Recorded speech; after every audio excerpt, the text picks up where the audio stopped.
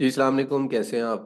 मेरा नाम सलमान अरशद है और आप मुनाफा इन्वेस्टमेंट्स के प्लेटफॉर्म से जुड़े हुए हैं। देखें जी, आज का जो टॉपिक है इस पे हम बात करेंगे कि स्टॉक एक्सचेंज क्या होती है। क्योंकि हम ये एजुकेशनल सीरीज भी जो है वो स्टार्ट कर चुके हुए हैं, तो इस पे बात करना बड़ा ज़रूरी है कि स्टॉक एक्सचेंज नए लोग जो स्टॉक मतलब फर्स्ट टाइम स्टॉक में काम करना चाहते हैं उनके लिए ज़रूरी है कि स्टॉक एक्सचेंज पे भी बात की जाए। देखिए, स्टॉक मार्केट या स्टॉक एक्सचेंज जो है इसका एक जो है वो सिंपल सा तर्जुमा करते हैं हम। स्टॉक जो है वो कंपनीज को कहते हैं, कंपनीज के शेयर्स को स्टॉक कहते हैं, और मार्केट का मतलब मंडी होता है। अच्छा, मंडी से थोड़ा सा हम मंडी के स्ट्रक्चर को समझने की कोशिश करते हैं। मंडी या मार्केट किसको कहते हैं? मंडी या मार्केट जो है वो बेसिकली वो होती है जिसमें किसी भी चीज़ की ट्रेड हो। जस्ट लाइक अगर हम सब्जी मंडी की बात करें तो सब्जी मंडी बेसिकली उस मार्केट को कहते हैं जिसके अंदर जो है वो सब्जियों की ट्रेड होती है। ठीक है, इसी तरह से गला गला मंडी भी होती है, या ग्रेन मार्केट भी जिसको बोलते हैं। उसमें जो है मुख्तलिफ अजनास की ट्रेड होती है। ठीक है, अजनास की ट्रेड मतलब अजनास की खरीदो फरोख्त होती है।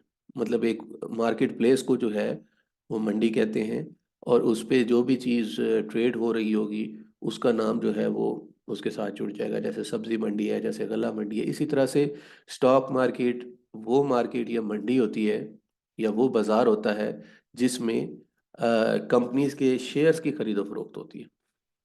कंपनीज के शेयर्स की खरीदो फरोख्त करके आपको क्या मिलता है जी? अब जाहिर सी बात है उसका पर्पस होगा। अब आप अगर सब्जी मंडी में जाते हैं तो वहाँ पे आपको सब्जियाँ मिलती हैं, तो सब्जियाँ आप खरीदते हैं, फिर उनको यूटिलाइज करते हैं। ठीक है, वो आपकी रोज़मर्रा की जो है वो कामों में इस्तेमाल होती है। लेकिन जो स्टॉक मार्केट होती है जिसमें कंपनीज के शेयर बिक रहे होते हैं, इसका पर्पस क्या है? स्टॉक मार्केट में जब कंपनीज के शेयर बिक रहे होंगे तो आप जाके उसको खरीदेंगे, और एक समझ लें कि पार्ट ऑनरशिप जो है वो आपको मिल जाएगी। हिस्सेदार बन जाएंगे आप एक वेल एस्टेब्लिश बिजनेस के। मिसाल के तौर पे मिसाल के तौर पे जो कंपनीज होती हैं, जिस तरह से आप बैंकिंग के स्टॉक्स देखते हैं, जिस तरह से आप जो है वो सीमेंट के स्टॉक्स देखते हैं, इसी तरह से आप जो है वो फर्टिलाइज़र के स्टॉक्स देखते हैं। ये स्टॉक्स क्या होते हैं? ये कंपनीज क्या काम करती हैं? देखिए, कोई भी कंपनी है उसका एक बिजनेस है। मिसाल के तौर पे अगर जो है वो टेक्सटाइल की कंपनी है तो वो टेक्सटाइल की प्रोडक्ट्स बना रही होगी। इसी तरह से बैंकिंग के स्टॉक्स होंगे तो वो बैंकारी कर रही होगी। इसी तरह से सीमेंट के स्टॉक्स होंगे तो वो सीमेंट की कोई मैन्युफैक्चरिंग फैसिलिटी लगा के बैठी होगी। तो स्टॉक एक्सचेंज में जो कंपनी जो स्टॉक्स बिक रहे होते हैं वो बेसिकली उस कंपनी की के अंदर जो है वो आपको सरमायाकारी की अपॉर्चुनिटी ऑफर कर रहे होते हैं।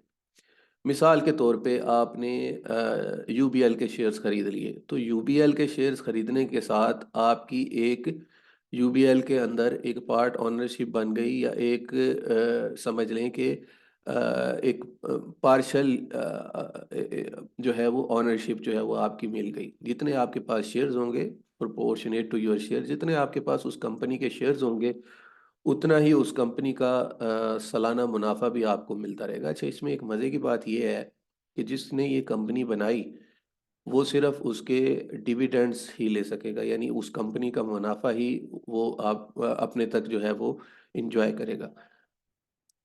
देखिए, कंपनीज जब आप खरीदते हैं तो इसमें दो तरह के जो है वो एस्पेक्ट होते हैं। एक तो कंपनी सालाना मुनाफा कुछ जो है वो क्वार्टरली बेसिस पे देती हैं, कुछ जो है वो सेमी एनुअली देती हैं, यानी 6 महीने के बाद देती हैं, कुछ साल के साल एक दफ़ा देती हैं। तो जब ये कंपनी जो है वो मुनाफा दे रही होती हैं तो जितने भी आपके शेयर्स होते हैं उस शेयर्स के एवज आपको उतना जो है वो प्रॉफिट मिल जाता है। मिसाल के तौर पे आपके पास 1,000 शेयर्स हैं और कंपनी ने 10 रुपए का जो है वो डिविडेंड अनाउंस किया है, तो आपको सिंपली 10,000 रुपए जो है वो सालाना मिल जाएंगे, या अगर डिविडेंड हम इसको फॉर द टाइम बिंग सालाना जो है वो एक्सपेक्ट कर लें।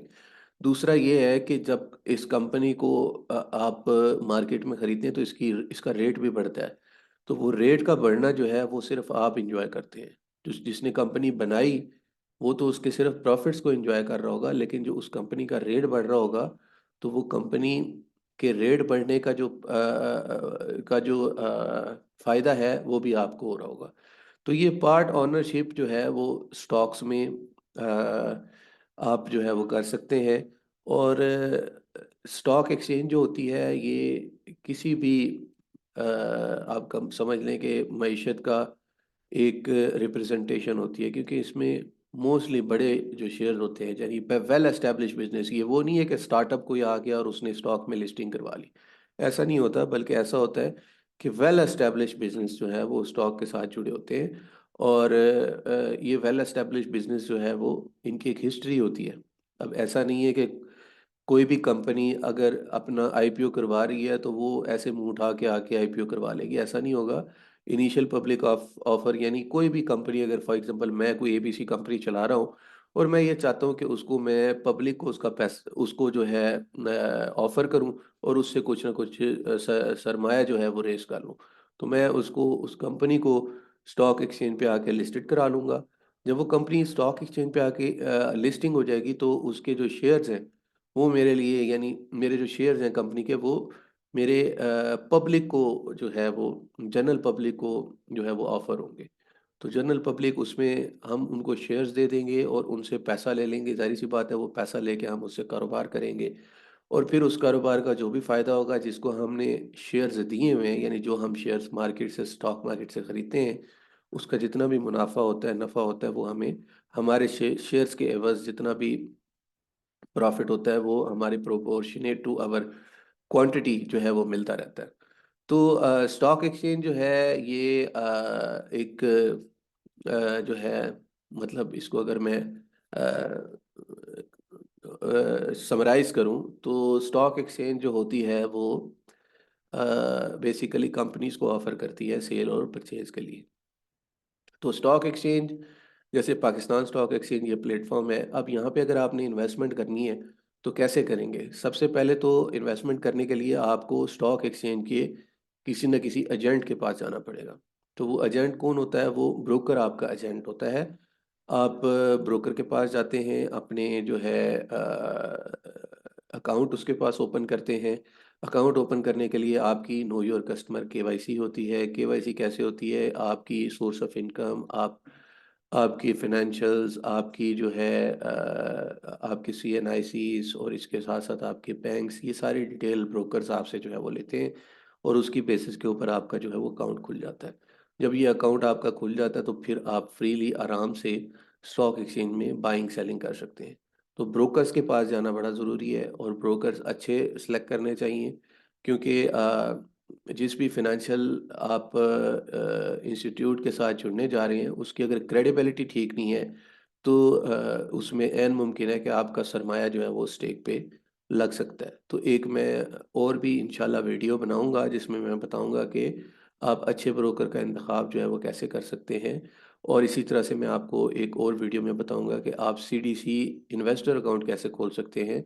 सीडीसी इन्वेस्टर अकाउंट बेसिकली एक state of the art account बना हुआ है, जो कि सेंट्रल डिपॉजिटरी कंपनी जो कि आपके शेयर्स को होल्ड करती है, उसके अंडर आता है। और ये सेपरेट होता है, इसमें ब्रोकर्स की पावर नहीं होती, इसमें परचेज सेल नहीं हो सकती, इसमें सिर्फ सेफ कीपिंग हो सकती है आपके शेयर्स की।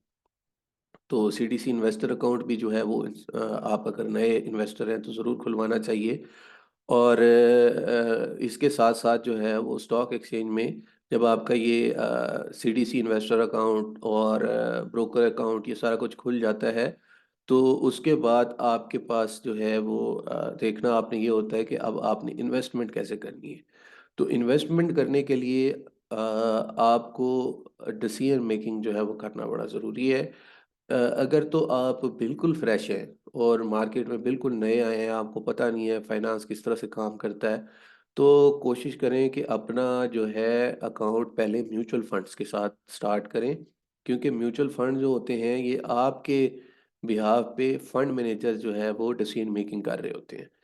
और आपको जो है, क्योंकि शेयर को ख़रीदना और बेचना एक ट्रिकी और मुश्किल काम है, और ये मतलब एक एक्सपर्ट का काम होता है यूजुअली, या फिर वो बंदा जो कि मार्केट में कई साल जुड़ा हुआ हो, उसके साथ जो है ये स्किल डेवलप होती है। लेकिन अगर आप बिल्कुल फ्रेश हैं तो उसके लिए ज़रूरी है कि आप म्यूचुअल फंड का अकाउंट खुलाएं और लो रिस्क कैटेगरी से मॉडरेट में और फिर हाई रिस्क कैटेगरी में जाएं। इसके ऊपर भी मैं जो है वो वीडियो ज़रूर इंशाल्लाह बनाऊंगा। और मैंने ऑलरेडी म्यूचुअल फंड्स के ऊपर वीडियोस तो बनाई हुई हैं, लेकिन म्यूचुअल फंड्स को किस तरह से सिलेक्ट करना है, किस तरह से आपकी अपने गोल्स को देखते हुए सिलेक्ट करना है, इसके ऊपर मैं सेपरेट एक वीडियो जो है वो इंशाल्लाह बनाऊंगा। तो अगर आप स्टॉक्स में फॉर एग्जांपल आ रहे हैं, तो स्टॉक्स में आने के लिए आपके पास वर्किंग अच्छी होनी चाहिए।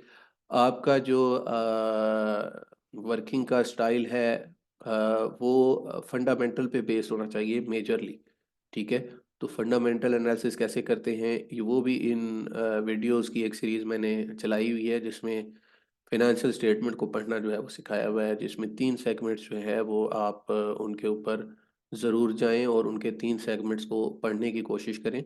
उसके बाद पहले तो आपको उसका पढ़ना आएगा, पढ़ने के बाद उसका जो दूसरा स्टेप होता है वो होता है इंटरप्रिटेशन। यानी अब आपने पढ़ना सीख लिया, तो पढ़ने के बाद इसको आप इंटरप्रेट करके इसका फाइनेंशियल डिसीजन कैसे लेना है, तो वो भी आपको आना जो है वो बड़ा ज़रूरी है। ये सीरीज़ इंशाल्लाह मैंने स्टार्ट की हुई है, जो आपको वक्तन फ़वक्तन जो है फाइनेंशियल स्टेटमेंट्स को पढ़ना और कंपनी के एनुअल रिपोर्ट्स को पढ़ना, ये जो है वो सिखाएगी। तो इस तरह से ये आप अपना सफ़र शुरू कर सकते हैं स्टॉक एक्सचेंज का। जब आपका स्टॉक एक्सचेंज का सफ़र शुरू हो जाता है, तो आप समझ लें फाइनेंशियल फ्रीडम का आपका सफ़र जो है वो शुरू हो जाता है। बेसिकली शुरू में जब आपके पास सरमाया नहीं होता, तो आपने अपनी एक्टिव इनकम से पैसा जो है वो बचा के, एक्टिव इनकम से मुराद ये है अगर आप जॉब करते हैं या फिर आप फॉर एग्जांपल बिजनेस करते हैं, तो इन दोनों सूरतों में आपको अपना फंड जो है वो बचा के रखना होता है।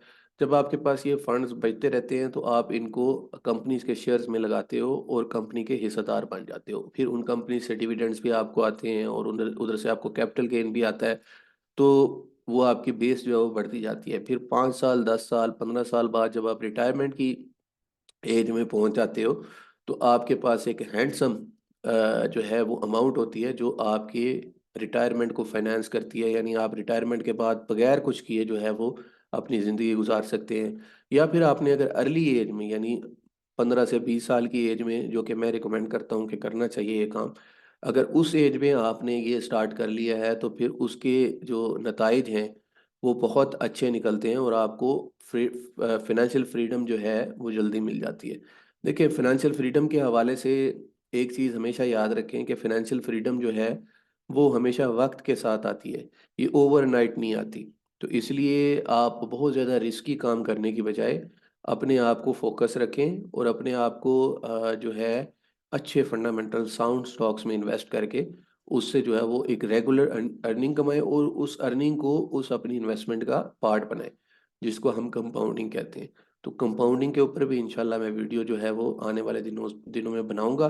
तो ये चीज़ें आप ज़रूर देखें और इसी के बेसिस के ऊपर जो है आप अपने एक फाइनेंशियल फ्रीडम का जो सफ़र है वो जल्द अज जल्द जो है वो शुरू कर सकते हैं। बहुत शुक्रिया वीडियो देखने का। चैनल को लाइक शेयर सब्सक्राइब ज़रूर करें। अल्लाह हाफिज़।